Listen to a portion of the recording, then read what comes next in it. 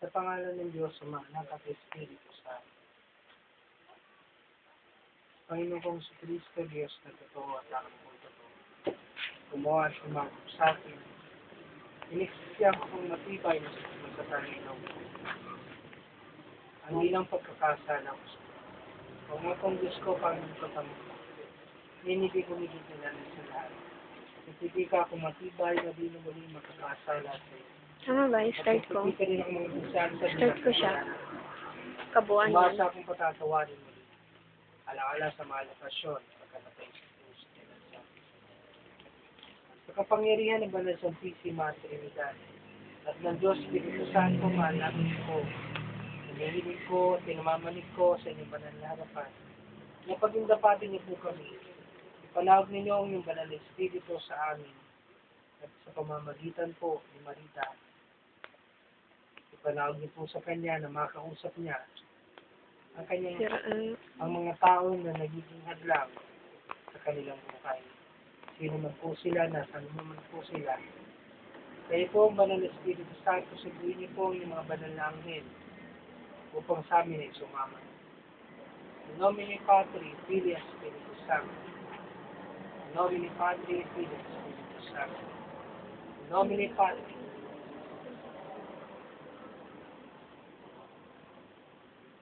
ikaw ay maglalakbay mula sa iyong paa ay mananaw at aakyat ang kuryente nito. Ikaw ay mamamagay. Hayaan mong pumasok ang mga bagay nito sa iyong paa at umakyat sa iyong mga binti papunta sa iyo. Ikaw ay pupuspusin ng Espiritu Santo. Bibigatan ng katawan. In nomine Patri, Filii, Spiritus Sancti. Ikaw ay parang matutulog lang. Wala kang dapat ibang isipin. Maging ang aking sinasabi. Ang mararamdaman mo lang, ikaw ay matutulog. Sa ngalan ng Ama, ng Anak at ng Diyos, Espiritu Santo. Sa ngalan ng Diyos, Ama, Anak at Espiritu Santo.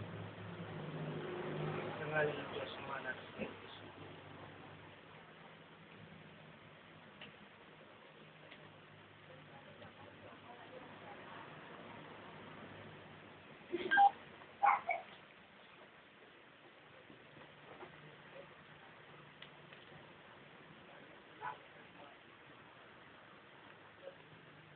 Hanggang sa mawala ang iyong diwa at ikaw ay parang natutulog lang.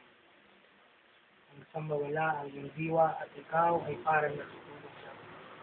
Sasamahan ka ng mga anghel sa iyong paglalakbay at makakarating ka sa lugar kung saan naroon ang taong ito.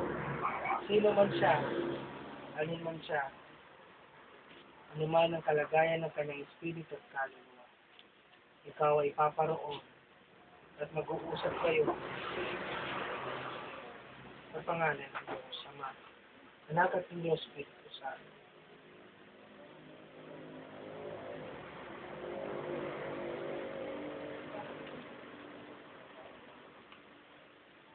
Meron na bang kuryente sa iyong paanan? Habang dinalapat ko ang aking mga kamay sa iyong ulo. Mararamdaman mo ang kuryente sa iyong mga paanan. Dahan-dahang umaakyat sa iyong mga binti. Mararamdaman mo siya na bibigat at namamanhid na mabilis na aakyat pataas.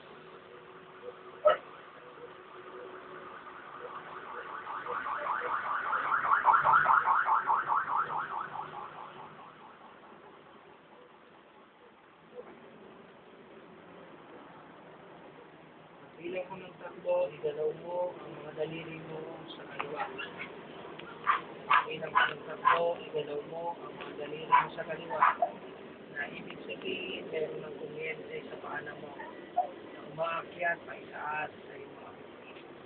Bilang ko ng tatlo, isa, dalawa, tatlo. Hayaan mo siyang umakyat pa itaas. Pumunta sa iyong hita mo. Kung ito ay bukal sa kalooban mo at sa paghahangad mo na magawa ang mga bagay nito, mabilis siyang aakyat. Kaya ako nga.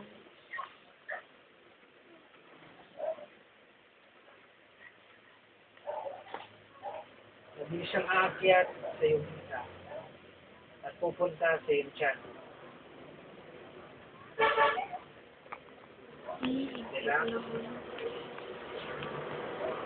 Kailangan mamanhid ang buong mong katawan na halos hindi mo magalaw. Kamay na. Kailangan mangyari ito upang ikaw ay matulog. May kuryente nga sa iyong paanan, pero dapat umakyat siya pa itaas. Pag umabot siya sa may ulo mo, yung palang time na mawawala ang lahat ng mga naririnig mo sa paligid mo. Ikaw ay makakatulog na. Walang mangyayari sa iyong anuman. Mag-uusap lang kayo.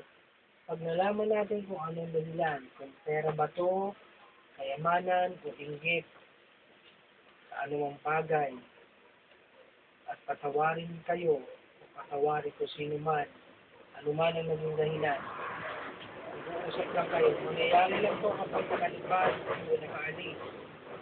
Ang iyong espiritu, makausap siya. Gamahin mo ang pag-akyat ng kuryente niyan hanggang sa makaabot siya sa iyong tiyan. Maging ang iyong mga braso at kamay ay bibigat. Sige.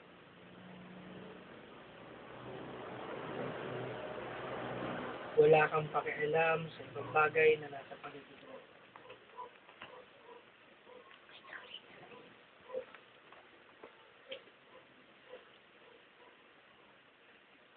Mararamdaman mo lang ay bibigat ang kalahati ng katawan mo at ikaw ay mapablangko. Hayaan mo mawala ang iyong kamalayan. At ako lang ang iyong naririnig. Ako lang ang iyong naririnig. Sa ngalan ng Ama ng Espiritu Santo.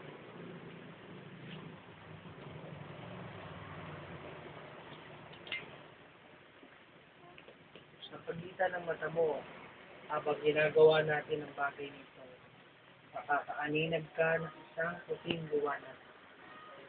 Makakaaninag ka ng isang puting liwanag. Ikaw ay makakakita ng isang puting liwanag. Ang liwanag na yan ay magiging pintuan at daan patungo sa lugar Baka nilalamot na ako. Nomini Patri, Filii. Igagalaw mo muli ang daliri mo kung nararamdaman mo umaakyat ng kuryente na umaabot na sa iyong tiyan, papunta sa iyong dibdib. Ibig sabihin, magagawa na ito.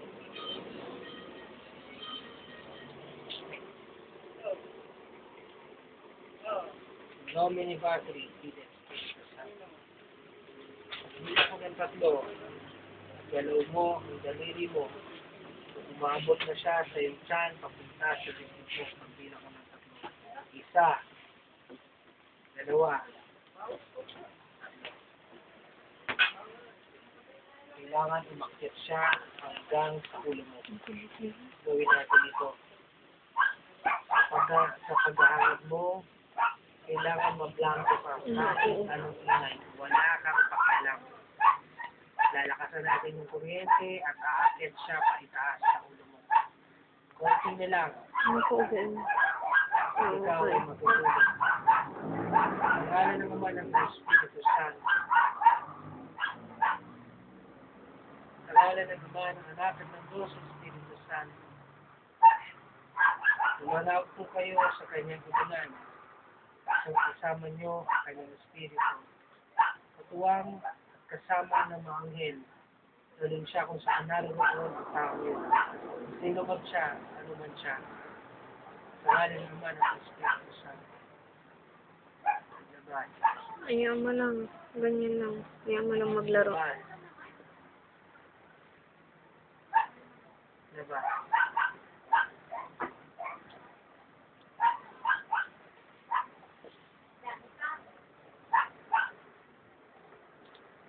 Ikaw ay parang matutulog lang. Ikaw ay parang matutulog lang. Wala ka na ibang naririnig kundi ang boses ko. Ngayon, ang tutunguhin mo, Hindi ang pa. pupuntahan mo, ay ang lugar kung saan naroon ang taong yan. Sa ngalan ng Ama, ng Anak at ng Diyos, Espiritu Santo. Nararamdaman mo na umaangat ka. Kailangan maramdaman mo na wala ka na rito sa iyong pinalulugaran. Ikaw ay umaangat, lumalabas sa iyong katawan.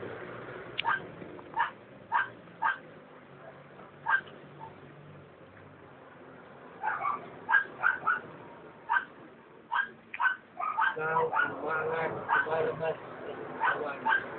Mawawala ang lahat ng mga bagay na nasa paligid mo, maliban sa boses mo. Sa ngalan ng Ama, ng Anak, ng Espiritu. Daling po siya kung saan naroon yung tao. Ikaw ay mabilis na iaangat. Nararamdaman mo na lalapag ka sa isang lugar. Hindi ko alam kung pamilyar sa sayo. Kung ito ay sa mundo natin o sa kabilang mundo, sasabihin mo sa akin kung maulap o madilim.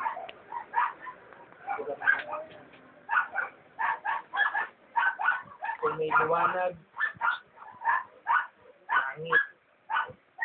Kung may mga bahay, sabihin dito sa lupa. Pagbilang ko ng 3, una kong tanong, kung narito bang nakikita mo, mga bahay, mga puno, gagalaw mo yung daliri mo. 1, 2, 3.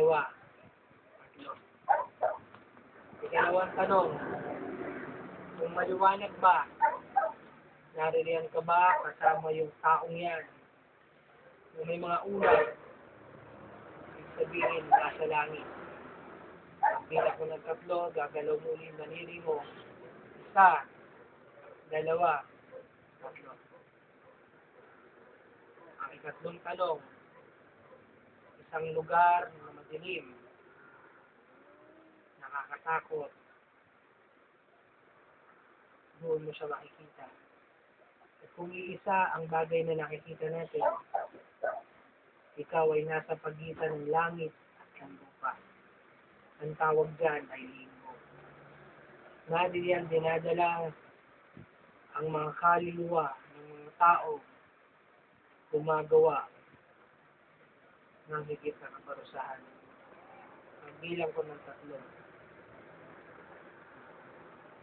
Malilim na may mga ulap, iba ang hangin, naririyan siya sa isang dako. Pagbilang ko ng 3, dalaw mo ang daliri mo. 1, 2, 3.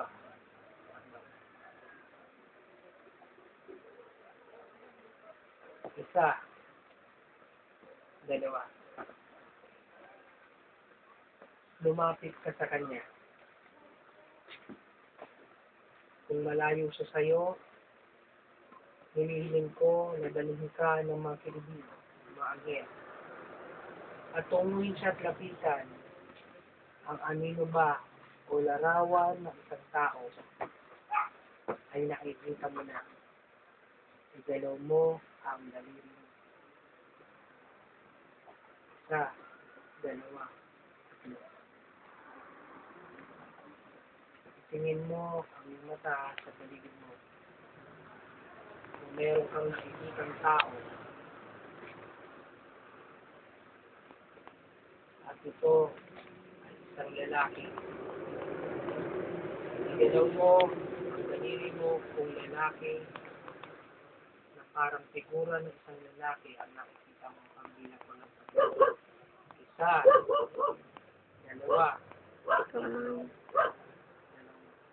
lang. Pag ginalaw mo yung daliri mo yan, gagalaw yung daliri mo dito.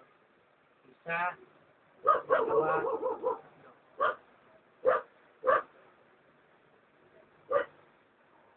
Kung meron siyang kasama, kung may babae, kilala mo ba yung lalaki? Galaw mo yung daliri mo dyan.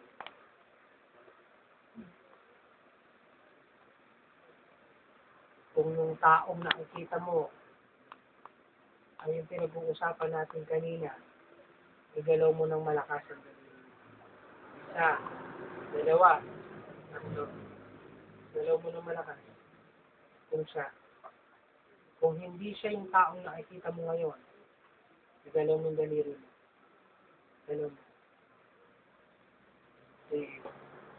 Ngayon, mag-usap kayo. Kilala mo siya. Lumapit ka sa kanya at kausapin mo siya.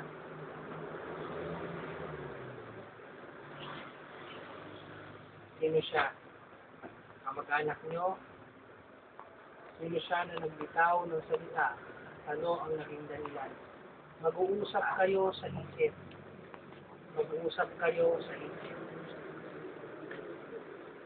Sabihin mo sa kanya, sa diwa mo, na maraming nagaganap sa paligid nyo, lalo na yung mga kamag-anak nyo. Kapag hindi niya binawi yung bagay na sinabi niya, hindi siya makararating sa langit. Kapag hindi niya binawi ang bagay na ginawa niya, hindi siya makararating at pwede siyang makarating sa impyerno. Sabihin mo yun. Kung mahal niya ang kaluluwa niya, babawiin niya ang bagay na sinabi niya.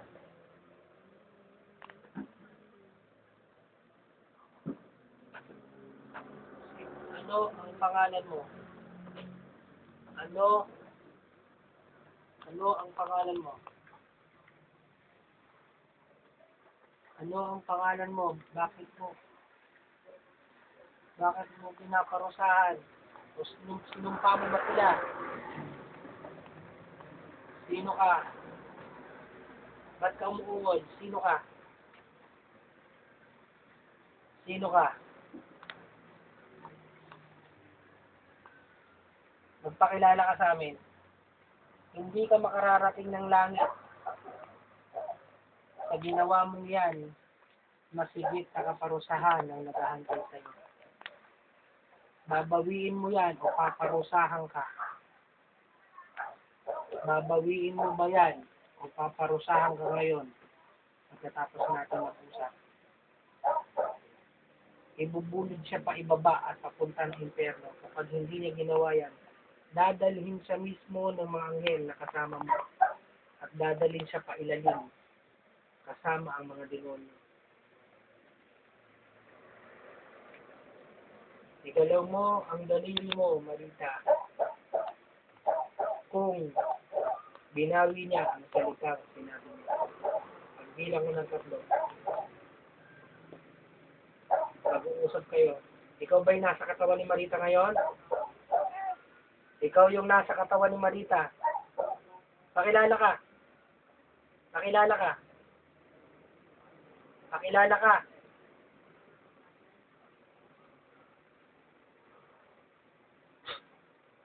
Gusto mo bang dalhin yung kaluluwa mo pa ibaba? Galaw mo yung ulo mo. Gamitin mo yung katawan yan. Gusto mo? Gusto mo?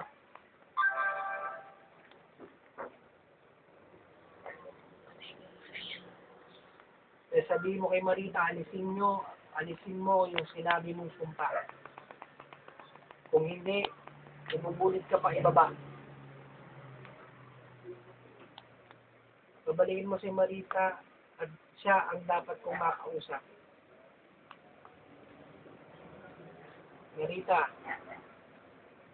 igalaw mo yung kamay mo. Kung nakikita mo na binabawi niya na, siya ang hihingi ng tawad sa'yo at hindi kayo. Ano yung kasalanan niyan ni Marita? O yung lahi niya? Ano ang kasalanan?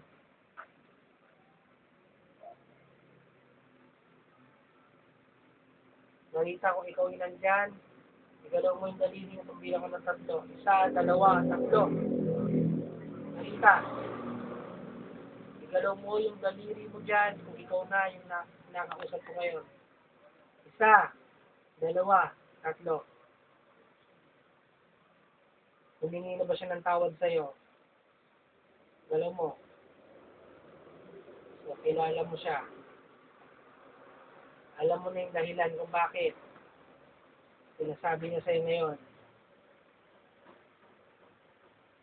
Hindi ko pa siya paakatin sa langit. Hanggat hindi kayo naaayos, hanggat wala nang nababawing buhay, saka ko palang siya paparating sa langit.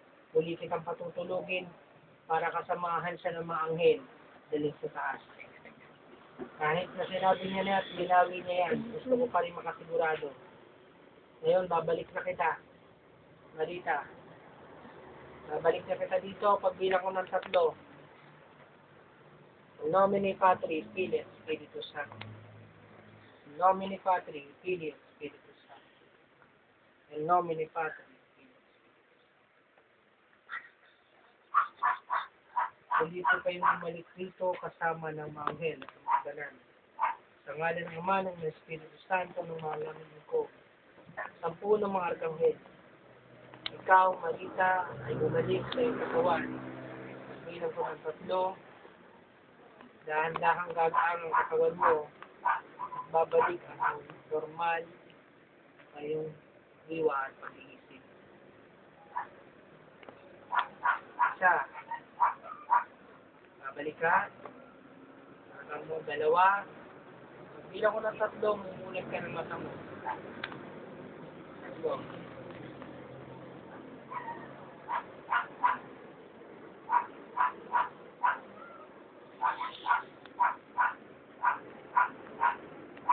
Ano ba yun?